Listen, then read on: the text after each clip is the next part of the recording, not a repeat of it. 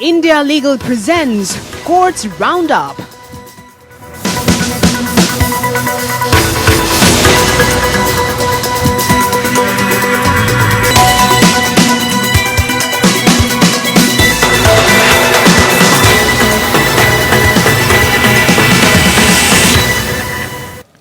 नमस्कार, courts roundup में आपका स्वागत है। मैं हूं आपके साथ दिशा वेस्ट। इस बुलेटिन में अगले आधे घंटे हम आपको कोर्ट से जुड़े तमाम छोटी बड़ी खबरों से रूबरू कराएंगे।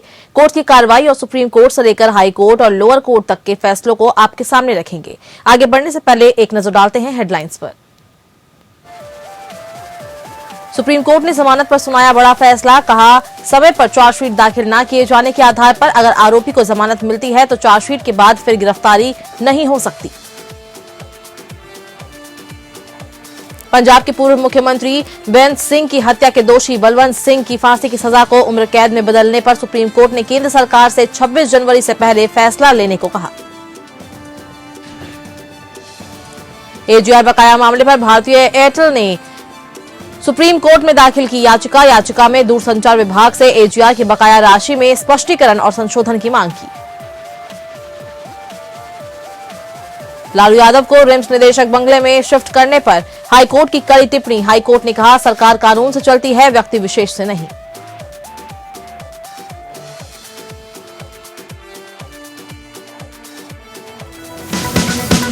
India Legal presents Courts Roundup.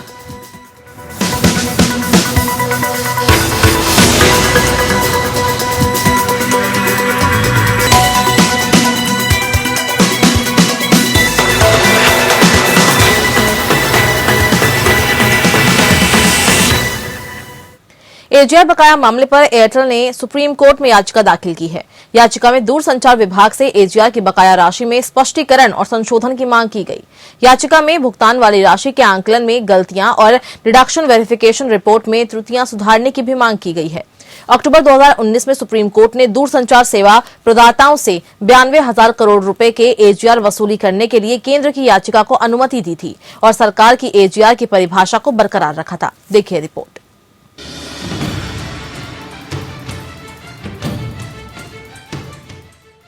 भारतीय एयरटेल ने सुप्रीम कोर्ट में एक अर्जी दी है जिसमें दूरसंचार विभाग की एजीआर बकाया राशि के समिति स्पष्टीकरण और संशोधन की मांग की गई है।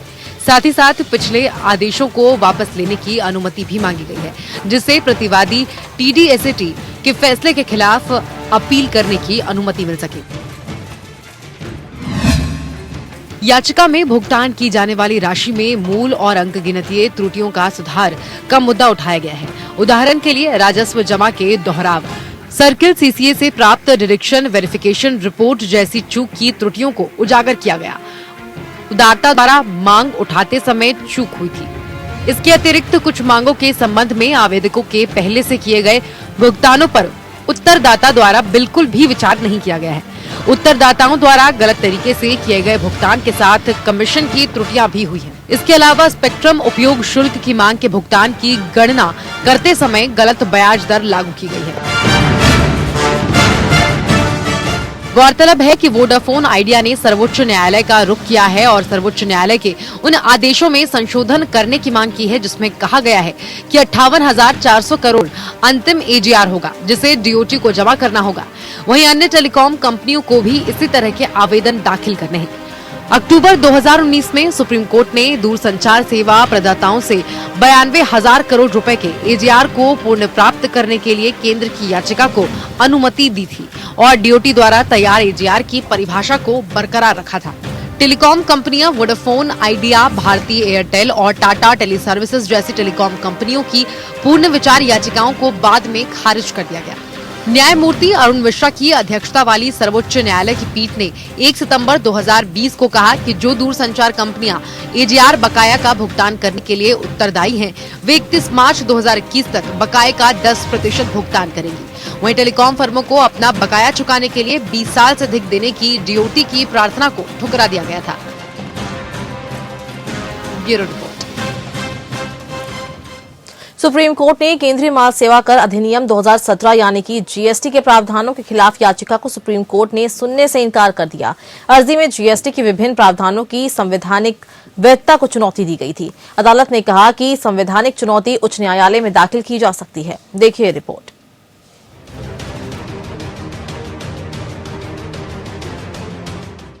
सुप्रीम कोर्ट ने केंद्र माल सेवा कर अधिनियम 2017 के विभिन्न प्रावधानों की संवैधानिक वैधता को चुनौती देने वाली एक रिट याचिका पर सुनवाई करने से इनकार कर दिया। न्यायमूर्ति डीवाई चंद्रचूड़ की अध्यक्षता वाली पीठ ने कहा, हमारा विचार है कि याचिकाकर्ता को अनुच्छेद 226 के तहत याचिका के उपाय को फिर से लागू करना उचित होगा, ताकि इस न्यायालय को क्षेत्राधिकार वाले उच्च न्यायालय के विचार के अनुसार लाभ हो। न्यायालय ने हालांकि ये देखा कि अनुच्छेद 32 के तहत अधिकार क्षेत्र नागरिकों के मौलिक अधिकारों की रक्षा के लिए एक संवैधानिक सुरक्षा है। अनुच्छेद 32 के तहत क्षेत्राधिकार के लिए सहारा एक विशेष मामले में न्यायिक विवेक का अभ्यास है। याचिकाकर्ता कपिल कुमार ने कहा था कि जीएसटी अधिनियम की धारा 69 और 132 भारत के संविधान के अनुच्छेद 21 के विपरीत है। धारा 70(1) अनुच्छेद 20(3) संविधान के विपरीत है। सीजीएसटी अधिनियम 2017 की धारा 137 कानून के तय सिद्धांतों के विपरीत है। सीजीएसटी अधिनियम 2017 की धारा 135 असंवैधानिक है। पीठ, जिसमें जस्टिस इंदिरा बनर्जी और जस्टिस संजीव खन्ना भी शामिल थे, ने ये भी कहा है कि कई अन्य याचिकाएं जो संविधान के अनुच्छेद 32 के तहत दाखिल की गई थी, उन्हें अतंत वापस ले लिया गया और कुछ को खारिज कर दिया गया। इसलिए पीठ ने कहा, याचिकाकर्ता के पास संविधान के अनुच्छेद 226 के तहत कार्रवाई के रूप में एक प्रभावी उपाय है, जो कि लागू किए गए कानून के प्रावधानों की संवैधानिक वैधता को चुनौती देने के लिए है। इस न्यायालय के लिए उच्च न्यायालयों से निकलने वाले विचार का लाभ होगा। हालांकि याचिकाकर्ताओं के लिए वकील अनुच्छेद 21 को लागू करते हैं, यह अनिवार्य रूप से राजस्व कानून को चुनौती देने वाला मामला है। निसंदेह अनुच्छेद 32 के तहत इस न्यायालय का अधिकार क्षेत्र नागरिकों के मौलिक अधिकारों को एक संवैधानिक सुरक्षा की रक्षा करने वाला है। न्यायालय को इसे लागू करने में चिंताशील होना चाहिए, जहां मूलभूत मानवाधिकारों का उल्लंघन जारी है। हमारा विचार है कि अनुच्छेद 226 के तहत उपाय के लिए याचिकाकर्ता को फिर से लागू करना उचित होगा, ताकि इस न्यायालय को क्षेत्राधिकार के उच्च न्यायालय के विचार के अनुसार लाभ हो। रिट याचिका को खारिज करते हुए बेंच ने आगे कहा, इस तथ्य के अलावा कि संवैधानिक चुनौती को उच्च न्यायालय के समक्ष संबोधित किया जा सकता है, जांच के संचालन के संबंध में शिकायत को सक्षम मंच के समक्ष उचित रूप से संबोधित किया जा सकता है। Bureau report. पंजाब के पूर्व मुख्यमंत्री बेअंत सिंह हत्याकांड मामले में सुप्रीम कोर्ट ने केंद्र सरकार को निर्देश दिया है कि वो दोषी बलवंत सिंह राजोआना की मौत की सजा को उम्र कैद में बदलने के लिए राष्ट्रपति को सिफारिश भेजने पर 26 जनवरी से पहले 25 जनवरी तक फैसला ले। राजोआना की ओर से पेश मुकुल रोहतगी ने कोर्ट ने कहा कि दोषी की दया याचिका 8 साल से लंबित है। पिछली सुनवाई में अदालत ने केंद्र से पूछा था कि वो दोषी बलवंत सिंह राजोआना की मौत की सजा को उम्र कैद में बदलने के लिए राष्ट्रपति को प्रस्ताव कब भेजेंगे। सुप्रीम कोर्ट ने 2 हफ्ते में केंद्र सरकार को ये बताने के लिए कहा था। देखिए रिपोर्ट।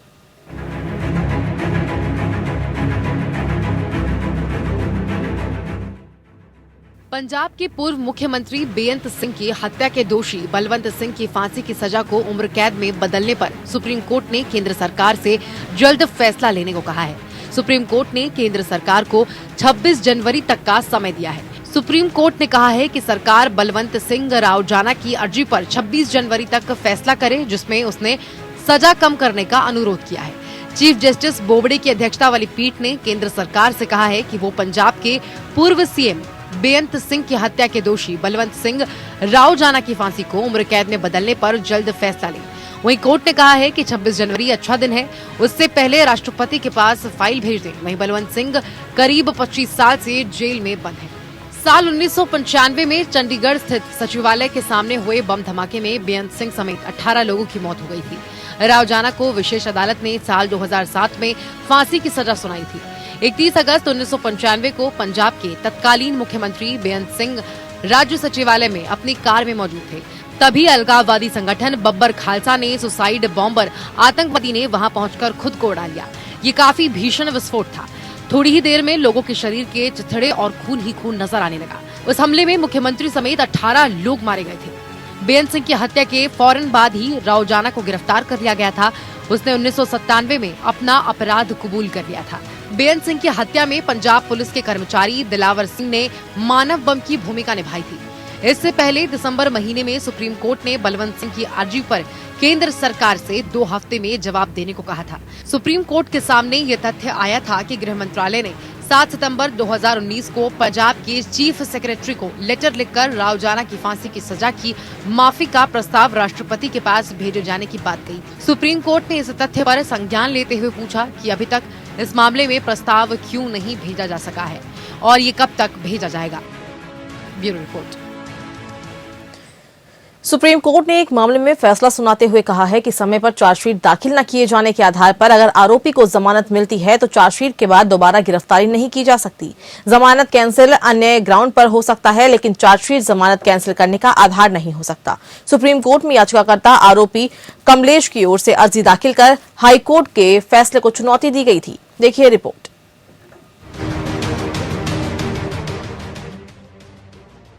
सुप्रीम कोर्ट ने व्यवस्था दी है कि डिफॉल्ट जमानत पर रिहा अभियुक्त को पुलिस द्वारा आरोप पत्र दायर किए जाने के बाद फिर से गिरफ्तार नहीं किया जा सकता। दरअसल पूरा मामला राजस्थान का है, जहां कमलेश के खिलाफ धोखाधड़ी और जालसाजी जैसे अन्य धाराओं के तहत केस दर्ज किया गया था। आरोपी को तब जमानत मिल गई जब गिरफ्तारी से तय समय सीमा के भीतर अभियोजन पक्ष ने चार्जशीट दाखिल नहीं की। सीआरपीसी की धारा 167(2) के तहत प्रावधान है कि गिरफ्तारी के 60 दिन और कुछ मामलों में 90 दिन के भीतर चार्जशीट दाखिल नहीं होने पर आरोपी जमानत का हकदार होगा।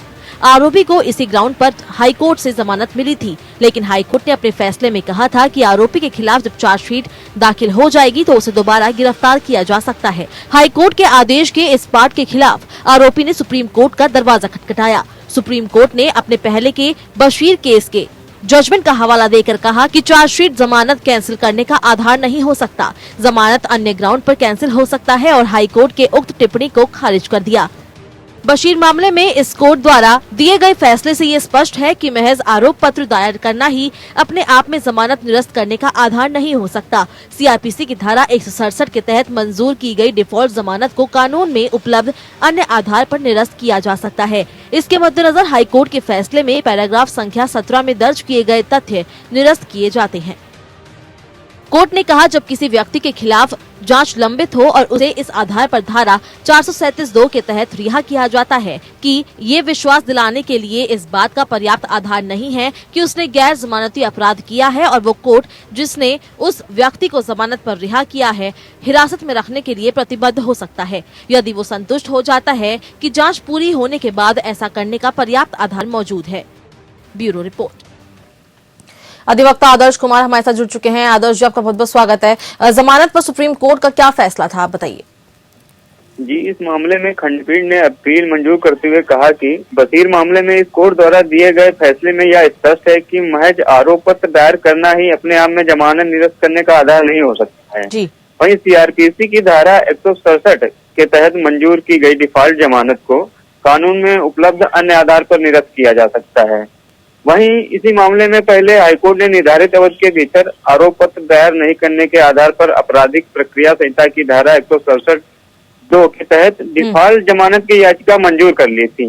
हालांकि हाईकोर्ट ने जमानत मंजूर करते हुए कहा था कि अभियुक्त को आरोप पत्र दायर करने के बाद भी गिरफ्तार किया जा सकता है आगे। वहीं इसी मामले में आगे सुप्रीम कोर्ट ने कहा जब किसी व्यक्ति के खिलाफ जांच लंबित हो और इस आधार पर धारा 437(2) के तहत रिहा किया जाता है या विश्वास दिलाने के लिए इस बात का पर्याप्त आधार नहीं है उसमें गैर जमानती अपराध किया है या निश्चित नहीं है, वह कोर्ट उस व्यक्ति को जमानत पर रिहा किया है हिरासत में रखने के लिए प्रतिबद्ध हो सकता है यदि वह संतुष्ट हो जाता है कि जांच को पूरे होने के बाद पर्याप्त आधार मौजूद हो। जी, आपका बहुत बहुत शुक्रिया आदर्श जी हमारे साथ जुड़ने के लिए। Justice L Nageswara Rao, justice Navin Sinha और जस्टिस इंदु मल्होत्रा की सुप्रीम कोर्ट की बेंच ने जमीयत उलेमाए हिंद की याचिका पर नोटिस जारी किया है। याचिका में अल्पसंख्यक शैक्षणिक संस्थानों के लिए राष्ट्रीय आयोग के अध्यक्ष और सदस्यों की नियुक्ति पर सरकार का नियंत्रण हटाने के लिए निर्देश देने की मांग की गई है। याचिका में भारत के मुख्य न्यायाधीश द्वारा एक समिति के गठन के लिए शीर्ष न्यायालय से निर्देश भी मांगे गए हैं, जिसकी सिफारिश के आधार पर आयोग के अध्यक्ष और सदस्यों की नियुक्ति की जानी चाहिए। याचिका 1919 में स्थापित एक संगठन जमीयत उलेमा-ए-हिंद द्वारा दायर की गई, जिसका उद्देश्य इस्लामी संस्कृति, उसकी विरासत और परंपरा की रक्षा करना है, जिसमें एक अन्य याचिकाकर्ता के साथ जो एक सामाजिक कार्यकर्ता और जमीयत उलेमा-ए-हिंद के महासचिव हैं, उन्होंने दाखिल की है। मानव संसाधन विकास मंत्रालय के सचिव के माध्यम से भारत संघ इस मामले में प्रतिवादी है। याचिका राष्ट्रीय अल्पसंख्यक शैक्षणिक संस्थानों के लिए राष्ट्रीय आयोग में की गई नियुक्तियों में न्यायिक प्रभुत्व को लागू करके न्यायिक स्वतंत्रता की रक्षा करना चाहती है, ताकि संविधान के अनुच्छेद 30(1) के तहत अल्पसंख्यकों के मौलिक अधिकारों का संरक्षण सुनिश्चित किया जा सके। ये याचिका राष्ट्रीय अल्पसंख्यक शिक्षण संस्थान अधिनियम 2004 पर निर्भर करती है, जिसे संसद में अल्पसंख्यक शिक्षण संस्थानों से संबंधित मामलों से निपटने के लिए एक राष्ट्रीय आयोग का गठन करने के लिए पारित किया गया था। इसमें अधिनियम के तहत आगे अध्यक्ष और अन्य सदस्यों के वेतन और भत्तों और शर्तों के नियम 2006 पर भी भरोसा किया गया है। जंगल में फॉरेस्ट अधिकारी पर होने वाले हमले का मामले को लेकर सुप्रीम कोर्ट ने बेहद गंभीर माना है। मुख्य न्यायाधीश ने कहा कि ये बेहद गंभीर मामला है। ये अंदाजा लगाना भी मुश्किल है कि कैसे बिना किसी हथियार के फॉरेस्ट अधिकारी जंगल में कानून व्यवस्था को कैसे लागू कराता होगा। हमारे फॉरेस्ट अधिकारी हमारे जंगल और वन स्पीति की रक्षा करते हैं। सुप्रीम कोर्ट ने महाराष्ट्र, मध्य प्रदेश और राजस्थान के गृह सचिव और पुलिस महानिदेशक से रिपोर्ट मांगी है कि फॉरेस्ट अधिकारियों के खिलाफ कितने हमले और इसे लेकर कितने केस दर्ज हुए हैं। मामले की सुनवाई 4 हफ्ते के लिए टली है। सुप्रीम कोर्ट ने केंद्र और सभी पक्षों से 4 हफ्ते में ये बताने को कहा है कि फॉरेस्ट ऑफिसर की सुरक्षा के लिए क्या उपाय किए जा सकते हैं। केंद्र की ओर से सॉलिसिटर जनरल तुषार मेहता ने कहा कि लकड़ी के चोरी की वजह से फॉरेस्ट अधिकारियों पर हमला होता है। इस पर सीजीआई ने कहा कि एमिकस क्यूरी, सॉलिसिटर जनरल और सभी राज्य सरकारें तथा पक्षकार एक व्यवस्था के लिए बात करें और सहमति बनने पर अदालत के समक्ष पेश करें। वकील श्याम देवान ने कहा कि माउंट आबू में हुई घटना पर भी राजस्थान सरकार को स्टेटस रिपोर्ट सुप्रीम कोर्ट में दाखिल करनी चाहिए। राजस्थान सरकार को ऐसी घटनाओं पर उचित कदम उठाना चाहिए। उन्होंने कहा, दुनिया में भारत में 31% फॉरेस्ट अधिकारियों पर हमला किया जाता है। महाराष्ट्र, राजस्थान, मध्य प्रदेश जैसे राज्यों में ड्यूटी पर मौजूद अधिकारियों और बहुत बर्बरता से हमला होता है। सुप्रीम कोर्ट की 30 साल पुराने एक ऑनर किलिंग के केस को लेकर सख्त टिप्पणी सामने आई है। सुप्रीम कोर्ट ने एक ऑनर किलिंग के केस पर सुनवाई की। कोर्ट ने इस सुनवाई में कहा कि किसी भी शख्स को सिर्फ इसलिए सजा नहीं दी जा सकती क्योंकि उसने प्रेम किया है। प्रेम करने के लिए सजा देना पूरी तरह से जघन्य अपराध है। सुप्रीम कोर्ट ने साल 1991 में एक ऐसा ही मामले में सुनवाई की थी और इस वारदात में खाप पंचायत की तरफ से सुनाए गए फरमान के बाद एक दलित युवक, उसके चचेरे भाई और एक युवती की हत्या की गई थी। तीनों के शव पेड़ से लटके हुए मिले थे। वारदात जघन्य थी। यूपी के मथुरा जिले में हुई इस जघन्य वारदात को लेकर काफी हंगामा भी हुआ था। युवक और युवती के परिवार वाले शादी के लिए तैयार नहीं थे, जिसके बाद दोनों घर से भाग गए थे। इस काम में युवक के चचेरे भाई ने प्रेमी युगल की मदद की थी, जिसके कुछ वक्त बाद प्रेमी युगल गांव लौट आया था, लेकिन गांव में पंचायत हुई और तीनों को मौत के घाट उतारने का फरमान जारी कर दिया गया था। इज्जत के नाम पर पंचायत में इस घिनौनी वारदात को सही ठहराया गया था। इस मामले में लोअर कोर्ट ने 8 दोषियों को सजाए मौत की दी थी। 2016 में मामला इलाहाबाद हाई कोर्ट में पहुंचा तो मौत की सजा को उम्र कैद में बदल दिया गया। इन दोषियों में से कई ने सुप्रीम कोर्ट में स्वास्थ्य के आधार पर बेल अपील की थी, जिसकी सुनवाई के दौरान चीफ जस्टिस एस.ए. बोबडे ने ये टिप्पणी की। चीफ जस्टिस ने कहा कि किसी को सिर्फ इसलिए सजा नहीं दी जा सकती क्योंकि उसने प्रेम किया है। चेन्नई सलेम 8 लेन की 10,000 करोड़ रुपए की हरित गलियारा परियोजना के लिए भूमि अधिग्रहण की अधिसूचना सही ठहराने वाले उच्चतम न्यायालय के 8 दिसंबर के निर्णय पर पुनर्विचार के लिए शीर्ष अदालत में एक याचिका दायर की गई है। ये याचिका सलेम निवासी युवराज एस ने दायर की है, जिसने कहा है कि रिकॉर्ड पर उपलब्ध तथ्यों के आलोक में ये निर्णय त्रुटिपूर्ण है और इससे घोर अन्याय होगा। इसमें कहा गया है कि न्यायालय के पास कथित लोक नीति के मामले में न्यायिक समीक्षा के लिए प्रतिपादित व्यवस्था पर विचार नहीं किया गया, जबकि इसमें व्यापक नीति का उल्लंघन है। न्यायालय ने 8 दिसंबर को इस परियोजना के लिए भूमि अधिग्रहण किए जाने के खिलाफ भूमि स्वामियों की अपील खारिज कर दी थी।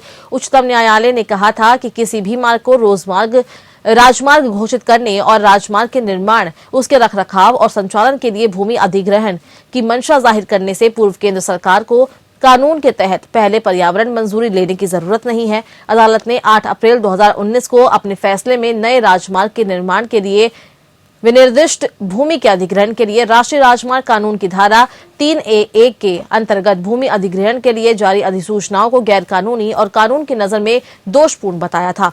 इसने कहा है कि केंद्र ने 1956 के कानून के तहत नियम बनाए थे और इसमें भी दूर दूर तक ऐसा संकेत नहीं है कि केंद्र के लिए पर्यावरण या वन कानून के तहत पूर्व अनुमति लेना जरूरी है।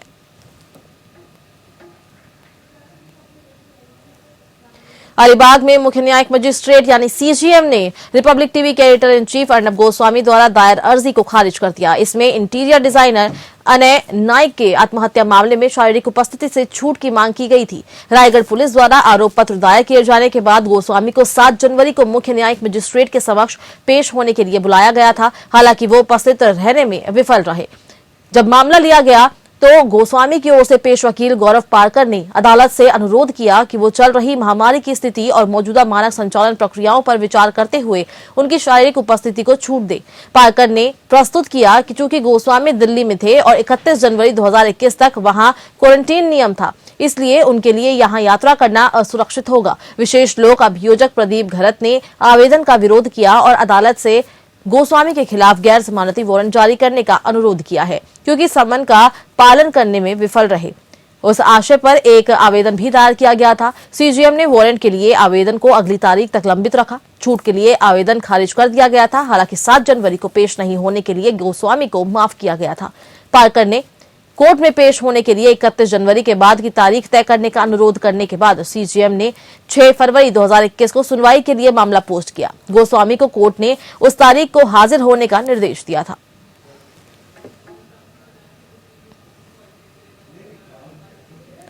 बिहार के पूर्व मुख्यमंत्री और राष्ट्रीय जनता दल अध्यक्ष लालू प्रसाद यादव के जेल नियमावली का कथित उल्लंघन किए जाने के मामले में झारखंड उच्च न्यायालय में सुनवाई हुई है।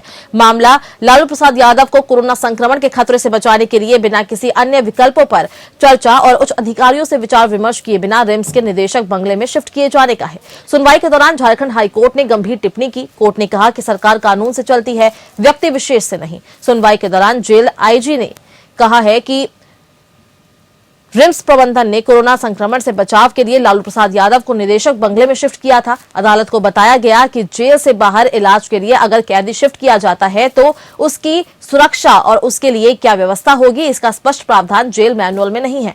जेल के बाहर सेवादार दिया जा सकता है या नहीं, इसका भी जेल मैनुअल में स्पष्ट प्रावधान नहीं है। इसकी एसओपी भी नहीं है। सरकार अब जेल मैनुअल को अपडेट कर रही है और एसओपी भी तैयार कर रही है। एसओपी तैयार करने के बाद उसी के अनुसार सभी प्रावधान किए जाएंगे। इस पर अदालत ने सरकार को 22 जनवरी को एसओपी पेश करने का निर्देश देते हुए सुनवाई स्थगित कर दी। इससे पहले मुख्य न्यायाधीश डॉक्टर रवि रंजन की अध्यक्षता वाली खंडपीठ ने 4 दिसंबर को इस मामले में दायर 3 जनहित याचिकाओं पर सुनवाई करते हुए सरकार से जवाब मांगा था और सुनवाई की अगली तारीख 8 जनवरी निर्धारित की थी। आज सुनवाई हुई। माननीय उच्च न्यायालय में आईजी प्रिजन्स की तरफ से और एसएसपी की तरफ से विस्तृत रिपोर्ट दाखिल किया गया सीलबंद लिफाफे में।